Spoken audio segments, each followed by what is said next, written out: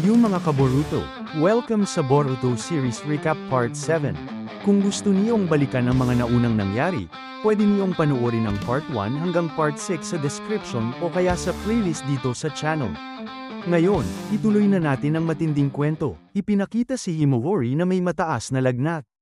Labis itong ikinabahala ni Boruto. Sabi niya, sabi ko naman sa'yo, huwag kang masyadong matagal sa pool. Pero kahit may sakit, nagbiro pa si Himawari at sabi niya gusto niya ng hamburger. Sagot naman ni Boruto, huwag ka nang mag-alala, pag gumaling ka, ipagluluto ka ni mom ng masarap na hamburger. Dumating si Hinata at sinabi kay Boruto na pupunta siya sa palengke para bumili ng gamot ni Himawari. Inutusan niya si Boruto na bantayan ang kapatid niya. Pag-alis ni Hinata, napatingin si Boruto sa family picture nila at napaisip tungkol sa past nila. Bumalik ang kwento sa mga nakaraan. Gabi na, madaling araw na halos, at hindi pa rin makatulog si Boruto.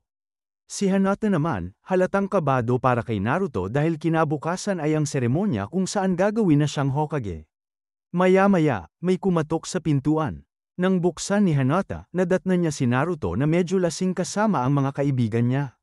Inihatid lang daw siya ng mga ito. Pinagsabihan siya ni Hinata na hindi siya marunong uminom at mas bagay sa kanya ang ramen kaysa alak.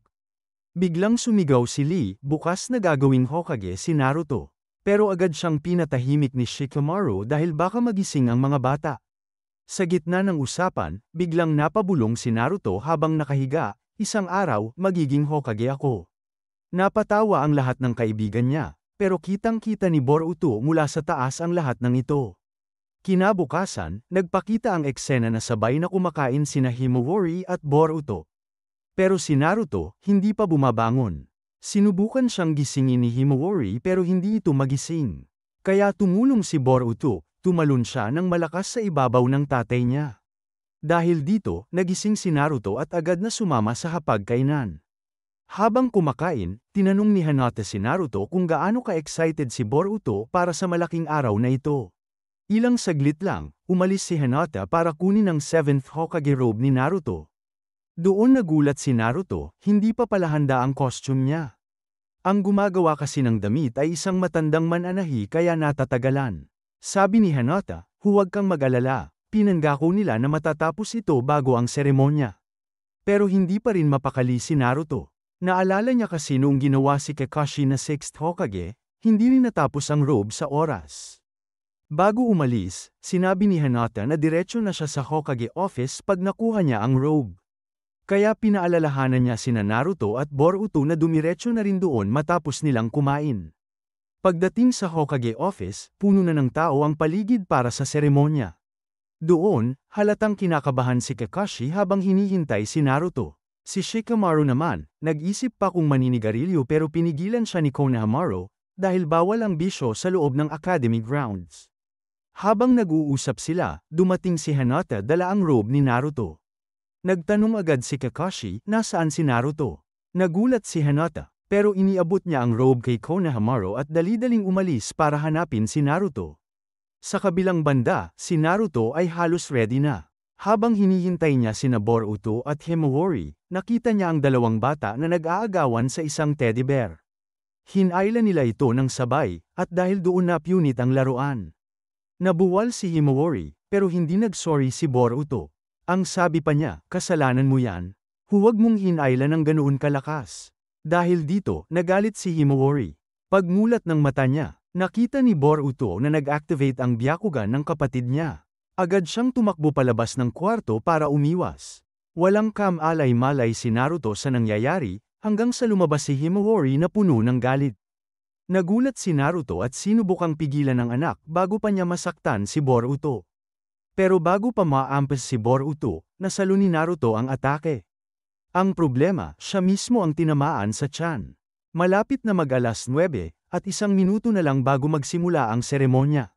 Wala nang choice si Shikamaru, kaya inutusan niya si Konohamaru na gumawa ng shadow clone ni Naruto para makumpleto ang seremonya. Doon na nagsimula ang event, lahat ay masaya. Hindi alam na ang tunay na Naruto ay bagsak sa kama, hindi makagalaw. Nagulat si Hinata nang makita ang kondisyon ng asawa niya.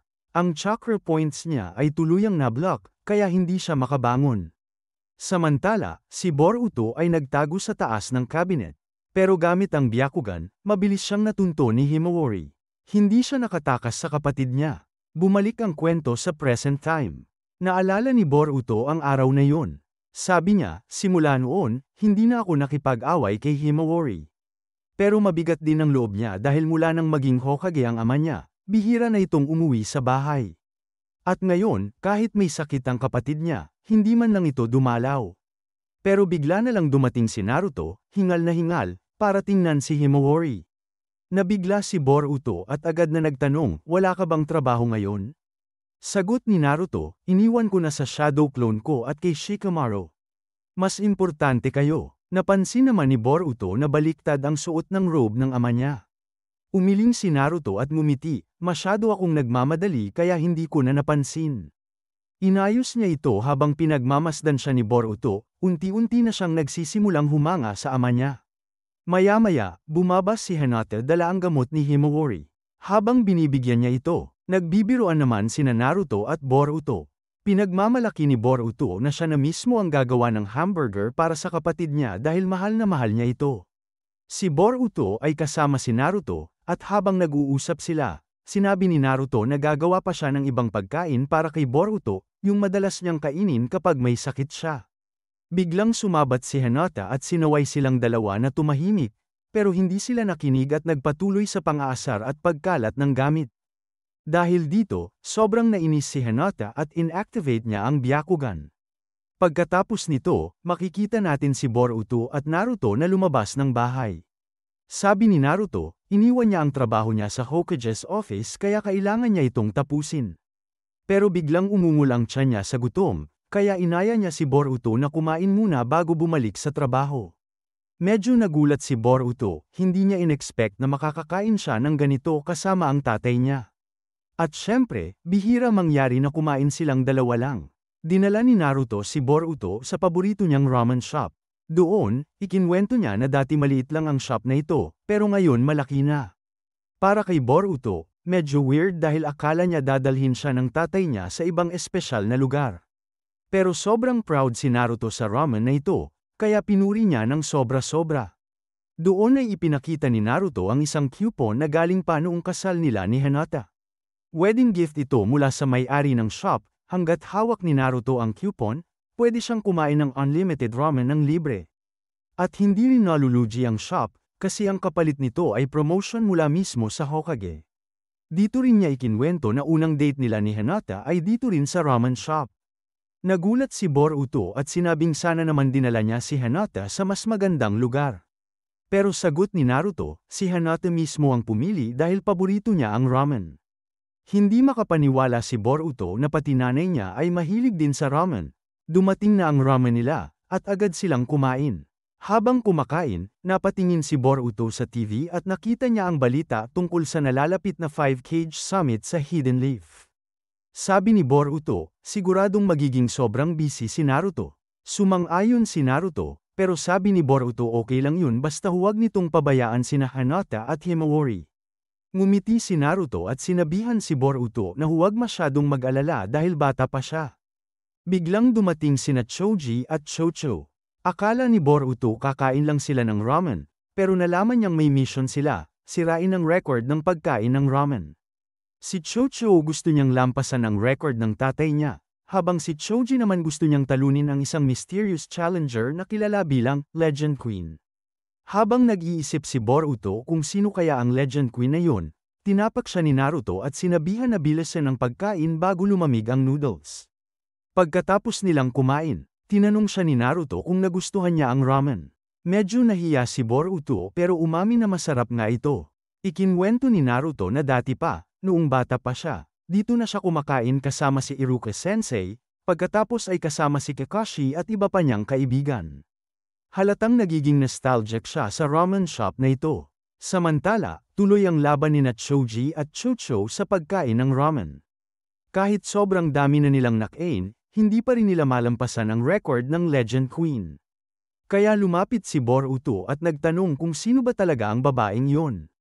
Tinuro siya ni Naruto sa dingding ng shop, kung saan nakapaskil ang litrato ni Hinata, ang Legend Queen, na kumain ng 46 bowls ng ramen para magtala ng record. Halos mabaliw sa gulat si Boruto nang malaman na ang nanay niya pala ang may hawak ng titulo.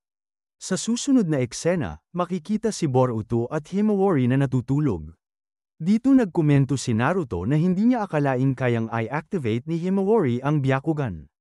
Sumabat naman si Hinata, sinasabing may konting lungkot siya kasi pinakamalaking pangarap ni Naruto noon ang maging Hokage. Pero sa mismong araw na natupad yun, hindi siya nakapunta sa seremonya. Sagot naman ni Naruto, totoo yun, pero ngayon may panibago siyang pangarap. Nagtaka si Hinata at nagtanong kung ano yun. Dito sinabi ni Naruto na dahil Hokage na siya, ang buong Hidden Leaf Village ay pamilya na niya, at pangarap niya ngayon na protektahan ang buong pamilyang iyon.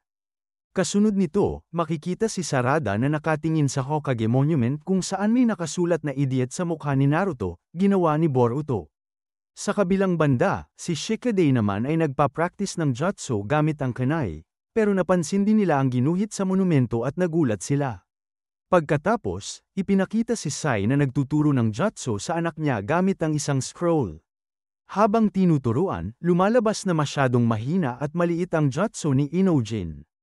Pagkatapos, ipinapakita si Rock Lee na seryoso ring time-train ang anak niya. Kasunod nito, makikita natin si Boruto na tuwang-tuwa matapos ang isang painting. Pero biglang dumating si Naruto. Pilit na iniiwasan ni Boruto ang pagkakahuli at biglang umatake sa kanya. Madali lang yung nablock ni Naruto at bumalik siya ng counter-attack, pero shadow clone lang pala yun ni Boruto. Kaya nakatakas siya at tumakbo papalayo, hanggang makahanap ng taguan. Habang nagtatago, dumating si Sarada. Agad siyang sinenyasan ni Boruto na huwag magsalita at sumilong siya sa ilalim.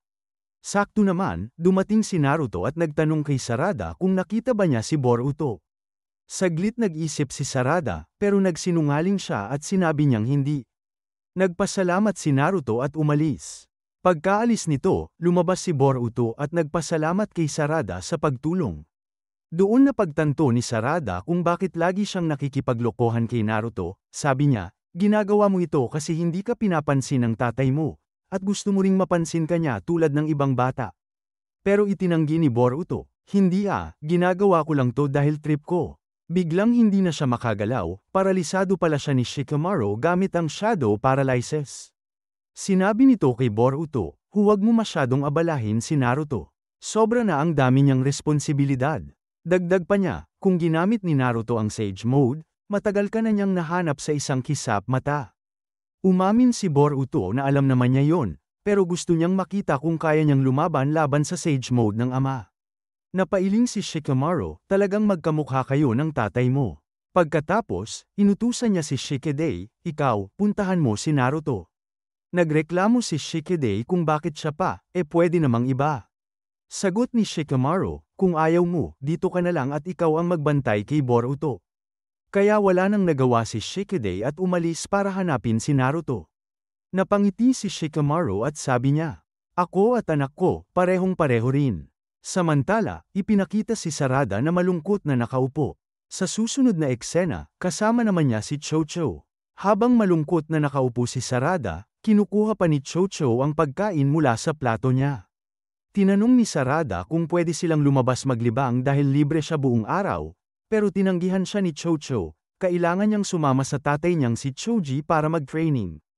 Ayaw man niya, wala siyang choice. Sinabi ni Sarada, dapat sumama ka sa training. Baka bumagsak ka sa exam. Pero inisip ni Chocho na nagyayabang lang siya dahil Uchiha siya. Agad nilinaw ni Sarada, hindi, mali ka nang iniisip. Sinasabi ko lang na swerte ka kasi may pagkakataon kang mag-training kasama ang tatay mo. Sakto namang dumating si Choji at tinawag si Chocho. Nahihiya siya at sinabi kay Sarada, iba kami ng tatay ko, hindi kami bagay. Hindi na sumagot si Sarada, kaya nagtanong si Chocho tungkol sa pamilya niya. Ikaw ba, kamukha mo rin ang tatay mo? Nalungkot si Sarada at sinagot, wala akong maalala. Simula pagkabata, hindi ko pa siya nakikita. Pagbalik sa bahay, nakatitig si Sarada sa larawan ni Sasuke. Naisip niya, kailan kaya siya uuwi? Biglang lumabo ang paningin niya, kaya minasahe niya ang mga mata. Dumating si Sakura at agad siyang nilapitan. Sabi ni Sarada, wala to, mommy. Medyo malabo lang ang paningin ko. Siguro kailangan ko ng palitan ang grado ng salamin ko. Habang kumakain, bigla siyang nagtanong, Mama, si Papa ba nagsusuot din ng salamin? Nagulat si Sakura at tinanong kung bakit niya biglang naisip yun. Sagot ni Sarada, kasi ikaw, malinaw naman ang mata mo. So ibig sabihin, kung may salamin siya, dahil ba yun kay Papa? Sandaling natahimik si Sakura at sinabing, hindi naman siguro. Naging mas lalong curious si Sarada. Napansin niya na kahit asawa ni Sakura si Sasuke, parang ang daming bagay na hindi alam ni Sakura tungkol sa kanya. Kaya tinanong pa niya ulit, kailan matatapos ang mission ni Papa? Sagot ni Sakura, malapit na. Pero malinaw na hindi rin siya sigurado. Dahil dito, nagpasya si Sarada na siya mismo ang maghahanap ng sagot. Pumunta siya sa library at naghanap ng libro tungkol sa Uchiha clan. Habang binabasa niya, marami siyang natutunan, pero laking gulat niya nang makita ang parte tungkol sa kanilang henerasyon. Nakasulat doon na halos lahat ng Uchiha ay nawala na, at para mapanatili ang bloodline. Si Sasuke at ang anak niyang si Sarada na lang ang natitira. Nanlaki ang mata ni Sarada at muling lumabo ang paningin niya. Pagpunta niya sa librarian para humingi ng susunod na set ng libro, sinabi sa kanya na lahat ng files tungkol kay Sasuke ay nakablock at hindi pwedeng makita ng kahit sino. Nalungkot si Sarada at agad umuwi. Pagdating sa bahay, nagpasya siya, kahit anong mangyari, hahanapin ko ang totoo tungkol kay Papa. Kaya tinanong niya si Sakura, bakit hindi umuwi si Papa? Nasaan siya? Ano ang ginagawa niya? Pero sagot lang ni Sakura, siguro may mahalaga siyang ginagawa. Hindi ko rin alam. Nagagalit ng todo si Sarada at sinasabi niya kay Sakura, kung wala ka palang alam tungkol kay Papa Sasuke, paano mo nasasabing asawa ka niya? Muli niyang tinanong, totoo ba na asawa ka talaga ni Sasuke? Dito, biglang nag-init ang ulo ni Sakura. Anong klaseng tanong yan, Sarada? Sigaw niya, pero hindi nagpaawat si Sarada. Alam ko na, hindi ka talaga asawa niya. Kaya sabihin mo, ano ba talaga ang relasyon niyo ni Papa Sasuke? Sa sobrang galit, sinuntok ni Sakura ang sahig hanggang mabiyak ito. Natakot si Sarada sa lakas ng suntok at napaatras. Nang makita ni Sakura ang takot sa mata ng anak, agad siyang humingi ng paumanhin. Pasensya na, hindi ko dapat ginawa yon. Makakauwi rin ang papa mo kapag natapos na ang mission niya, sabi ni Sakura. Pero alam ni Sarada na inuulit lang ni Sakura ang parehong dahilan, palaging ganito ang sinasabi niya. Kaya umiiyak si Sarada at bulong niya sa sarili. Siguro nakalimutan na talaga kami ni Papa. Biglang lumindol at unti-unting nagkaroon ng bitak sa bahay nila. Hanggang sa bumagsak ng tuluyan ang buong bahay. Doon naalala ni Sakura ang loan ng bahay na hindi pa niya nababayaran at nawalan siya ng malay. Maya-maya, dumating si Shazune kasama ang medical team at agad dinala si Sakura sa ospital. Samantala, kinuha ni Sarada ang family photo nila. Pero nagulat siya nang makita na sa likod ng larawan ay may isa pang nakatago. Nang ilabas niya yon, nakita niya ang litrato ng isang babae na may suot ding salamin, katulad niya. Kung napanood mo ang Naruto Shippuden, kilala mo siya, Karen Uzumaki. Sa ospital, hawak-hawak ni Sarada ang litrato nang pumasok si Shazune. Oy, matagal na ang litratong yan. Si Sasuke yan noong bata pa, sabi niya. Agad tinago ni Sarada ang photo at nagtanong, Tita Shazune, ano na ang itsura ni Papa ngayon? Hindi sumagot si Shazune. Kaya nagtanong ulit si Sarada. Tita, si Mama ba talaga ang tunay kong ina? Saglit na natahimik si Shazune, tapos sumagot, oo, si Sakura ang mama mo. Pero hindi pa doon tumigil si Sarada. Sunod niyang tinanong, saang ospital ako ipinanganak? Sinong doktor ang nagpaanak sa akin? May iba pa bang taong nandoon noon? Pero wala ring sagot si Shazune. At doon, tuluyan ang nakumpirma ni Sarada na walang gustong magsabi ng totoo sa kanya. Lumabas si Sarada at dumiretso sa isang shop para kumain. Doon, nakita niya si Chocho na nakikipagtalo sa tatay niya, si Choji, bago ito umalis. Umupo si Chocho sa tabi ni Sarada at nagbulong ng sekreto. Alam mo, feeling ko hindi sila ang totoong nanay at tatay ko. Kasi hindi ko man lang sila kamukha. Minsan nga, noong may sakit ako, may isang gwapong lalaki na humawak sa ulo ko. Feeling ko siya ang tunay kong tatay. Ikinwento ni Chocho ang plano niya. Maglalakbay ako para hanapin ang tunay kong mga magulang. Sarada, samahan mo ko. Nagliwanag ang mukha ni Sarada. Dahil sa planong ito, magkakaroon siya ng pagkakataong hanapin si Sasuke. Kaya agad siyang nag-empake ng gamit. Samantala, ipinakita ang eksena sa kagubatan. Isang portal ang bumukas at lumabas si Sasuke, halatang pagod. Habang naglalakad, naramdaman niyang may presensya malapit. Bago pa siya atakihin, mabilis niyang inilabas ang espada at hinarang ang kalaban. Ang lalaki ay may dalang kadena at sinubukang atali si Sasuke, pero naipit ito ng espada at tinadyakan siya ni Sasuke. Kasunod nito, ginamit ni Sasuke ang Chidori, at tumilapon ang kalaban. Nang lapitan niya, nagulat si Sasuke, dahil sa likod nito, may simbolo ng Uchiha clan. At nang lumingon ang lalaki, nakita niyang mayroon itong Sharingan. Imposible. Sino ka? Tanong ni Sasuke, gulat na gulat. Pero biglang naglaho ang lalaki sa harap niya. Kasunod na eksena, si Sarada ay patungo kay Naruto para magtanong tungkol kay Sasuke. Habang si Naruto naman ay nag-uusap kay Shikamaru, biglang dumating ang malaking agila ni Sasuke na may dalang mensahe. Kinuha ito ni Naruto, at nang mabasa niya ang nilalaman, nanlaki ang mata niya sa gulat. Lumipat ang eksena sa Hokage's office, kung saan nagpapahinga si Kakashi. Tinawagan siya agad ni Naruto at ipinaliwanag ang tungkol sa nilalaman ng sulat. Sabi ni Kakashi, kung totoo ngang may Sharingan siya, dalawa lang ang posibilidad. Una, baka isa siyang nakaligtas na Uchiha. O kaya naman, konektado siya sa Root Foundation. Pagkatapos, ipinakita ang misteryosong lalaki na nakaluhod sa harap ng kanyang boss. Tinanong siya nito, "Oh, kamusta? Ano masasabi mo kay Sasuke?" Sumagot ang lalaki, napakalakas niya. Ngumiti ang boss. Hindi pa niya nagagamit ang tunay na lakas niya. Kapag iyon ang nilabas niya, doon palang magsisimula ang totoong laban. Sabi nila, kahit ano pa ang mangyari, hindi nila pwedeng palampasin ang taong nanakit kay Tashi. Pagkatapos nito, ipinakita ang eksena sa opisina ni Oga kung saan dumating si Sarada. Papasok na sana siya nang marinig niya si Root na sinasabi kay Shikamaru na siya mismo ang makikipagkita kay Sasuke para malaman ang lahat ng detalye. Nagulat si Sarada sa narinig at naisip niya na kung sasama siya kay Naruto, siguradong magkakaroon siya ng pagkakataong makita si Sasuke. Bago umalis si Naruto, sinabi niya na mag-iiwan siya ng isang shadow clone sa village bilang bantay, saka siya tumuloy sa pag-alis. Umalis din si Sarada at dumiretso sa ospital. Pagdating niya roon, nakita niyang wala pa ring malay si Sakura. Doon siya nagsimulang magpalit ng damit, dahil ngayong araw, unang beses niyang makikita ang kanyang ama, si Sasuke.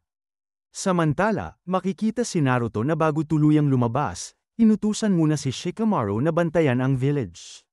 Habang umaalis si Naruto, nakatayo si Sarada sa may kagubatan.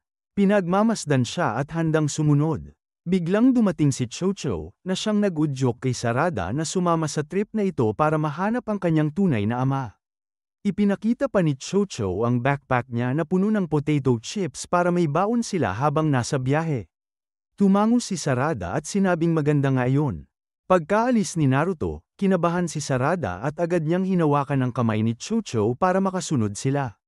Ngunit natapilok si Chocho at nadapa, kaya hindi sila nakasabay. Habang tumatakbo si Naruto papalayo, ipinakita naman si Boruto na dumating dala ang pagkain para kay Naruto. Nasalubong niya si Shikamaru, at sinabi nitong huli na siya dahil umalis na si Naruto.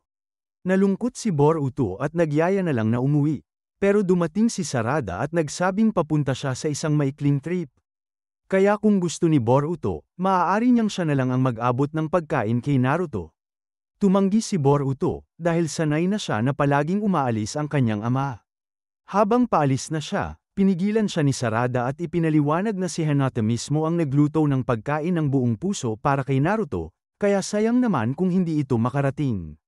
Napaisip si Boruto kung bakit parang sobra ang pakialam ni Sarada tungkol sa pagkain, pero sa huli pumayag din siya matapos bigyan sila ng permiso ni Shikamaru. Iniabot niya ang pagkain at sabay silang umalis. Habang nasa daan, may isang nilalang na may Sharingan ang palihim na nakamasid sa kanila. Nakakonekta ito sa isang lalaki at nakita niya si Sarada. Inutusan niya ang isang batang babae na nagngangalang Shin na kidnapin si Sarada para magamit siya bilang pain laban kay Sasuke. Pagbalik sa daan, nakita si Sarada at Chocho na nagmamadaling naglalakad para ihatid ang pagkain kay Naruto. Pero mabilis mapagod si Chocho at naupo. Nalilito si Sarada kung paano niya may hahabol ang pagkain. Hanggang biglang dumating si Shin para dukutin siya. Tinanong siya ni Sarada kung sino siya, at ipinakilala niya ang sarili bilang Shin Uchiha. Nagulat si Sarada at sinabi na dalawa na lang silang natitirang Uchiha. Hinimok ni Shin si Sarada na sumama sa kanya, pero tumanggi siya. Kaya inilabas niya ang isang scroll at ginamit ang summon ng jutsu para tawagin ang kanyang mga sandata, saka siya umatake. Madaling nakailag si Sarada at bumawi gamit ang kanyang kunai, pero napigilan iyon ng mga chain ni Shin. Biglang umatake si Chocho mula sa likod gamit ang expansion jutsu, pero naiwasan iyon ni Shin. Hinayla niya ang chain niya kaya parehong nadapa sina Sarada at Chocho. Sunod niyang pinuntirya si Chocho, pero nasagip siya ni Naruto. Pagkakita kay Naruto, agad na ginamit ni Shin ang kanyang Mangekyou Sharingan. Sa kabilang banda, inactivate ni Naruto ang Nine Tails Chakra Mode. Ginamit ni Shin ang Mangekyou Sharingan para kontrolin ang mga sandata at umatake mula sa likod. Pero madaling napigilan yun ni Naruto gamit ang chakra ng Nine Tails. Sa unang pagkakataon, nakita ni Sarada at Chocho ang kapangyarihan ng Nine Tails Chakra at sobrang namangha sila. Ngunit pinaalalahanan ni Naruto si Kurama na huwag gumamit ng sobrang lakas dahil gusto niyang buhayin at hulihin si Shin. Muli siyang umatake gamit ang chakra ng Nine Tails, pero patuloy na nakakaiwas si Shin. Napansin ni Naruto na mahusay na sinanay si Shin. Bigla namang dumating ang nilalang na may isang mata at lumapit kay Shin. Saka sinabi sa kanya na si Naruto ay, sa kasalukuyan, pinakamapanganib na shinobi, at bigla siyang nawala kasama ng kanyang nilalang. Dahil dito, bumalik si Naruto sa normal mode. Lumapit si Chocho at inilagay ang kamay niya sa ulo ni Naruto para tingnan kung ayos lang siya. Nalilito si Naruto dahil hindi niya maintindihan kung ano talaga ang nangyayari. Sabi naman ni Chocho, ang totoo ay pumunta siya roon para hanapin ang kanyang tatay, pero hindi siya makapaniwala na sobrang ganda niya kaya nag-aaway ang mga tao para lang sa kanya. Napatawa si Naruto at ipinaliwanag na hindi siya ang pakay, si Sarada ang gustong dukutin. Nalungkot si Sarada nang marinig ito, kaya nilapitan siya ni Naruto at sinabing huwag siyang mag-alala, dahil nandyan siya para protektahan siya. Sinabi pa ni Naruto na hindi na niya pwedeng iwan sina Sarada at Chocho, kaya isasama niya sila. Bukod pa rito, makikipagkita na rin siya kay Sasuke matapos ang napakahabang panahon, at siguradong matutuwa ito kapag nakita si Sarada. Halos hindi magkamayaw sa tuwa si Sarada. Doon, iniabot niya ang pagkain kay Naruto. Nagulat si Naruto at biglang naalala ang kanyang kabataan, ang sandaling ibinahagi sa kanya ni Sasuke ang sariling baon. Umupo sila at sabay-sabay na kumain. Habang kumakain, inamin ni Chocho na ang totoo ay naglakbay siya para hanapin ang kanyang ama. Hindi pa niya nakikita ang mukha nito at iniisip niya kung paano kaya siya nito kahawig. Nalungkot si Sarada at sinabing ni siya mismo ay wala ring malinaw na alaala sa hitsura ng kanyang ama. Kaya nagsimulang magkwento si Naruto tungkol kay Sasuke, na sobrang popular siya sa mga babae, gwapo, at palaging top sa klase. Halos mapasaya nito si Sarada. Pero idinagdag din ni Naruto na may isang bagay na hindi niya taglay, si Sasuke ay kilala sa pagiging mayabang at madalas walang pakialam sa respeto ng iba. Pagkatapos ay sinabi ni Naruto kay Sarada na kamukha niya si Sakura, pero ang kanyang mga mata ay eksaktong gaya ni Sasuke. Tapos tumingin siya kay Chocho at sinabi na ang mukha nito ay tulad ng kanyang nanay, pero ang katawan ay kapareho ng kanyang tatay. Nagpatuloy silang maglakad papunta kay Sasuke. Ngunit mabilis mapagod si Chocho at muli siyang huminto. Sabi ni Naruto, nasa harap na lang nila ang tore kung saan siya makikipagkita kay Sasuke, kaya magpapahinga muna sila sandali. Sinabihan niya si Sarada na ay lapag muna ang bag at magpahinga rin. Pero biglang sinabi ni Sarada na kailangan niyang mag-ker. Pinayagan siya ni Naruto, ngunit pinaalalahanan na huwag siyang lalayo. Ang totoo, nagsinungaling si Sarada, tumakbo siya ng mag-isa papunta kay Sasuke. Labis siyang kinakabahan at naiiyak dahil unang beses niyang makikita ang kanyang ama. Dahil sa stress, biglang nag-activate ang kanyang Sharingan. Pagdating niya sa loob ng tore, napakadilim kaya pamwesto siya malapit sa isang haligi kung saan may liwanag. Nang lumingon siya, naroon na si Sasuke. Agad siyang naiyak at tinawag itong dad. Ngunit sinabi ni Sasuke na humanga siya dahil nahanap siya ni Sarada. Ang hindi alam ni Sarada, hindi siya nakilala ng kanyang ama. Akala ni Sasuke ay isa siyang kalaban, isa sa mga kasamahan ni Shin. At dito na muna nagtatapos ang Boruto Series Recap Part 7. Kung nag-enjoy kayo, huwag kalimutang i-like at i-share ang video na to, at syempre mag-subscribe na rin para updated kayo sa Part 8. Kita-kits ulit sa susunod na recap, mga kaboruto.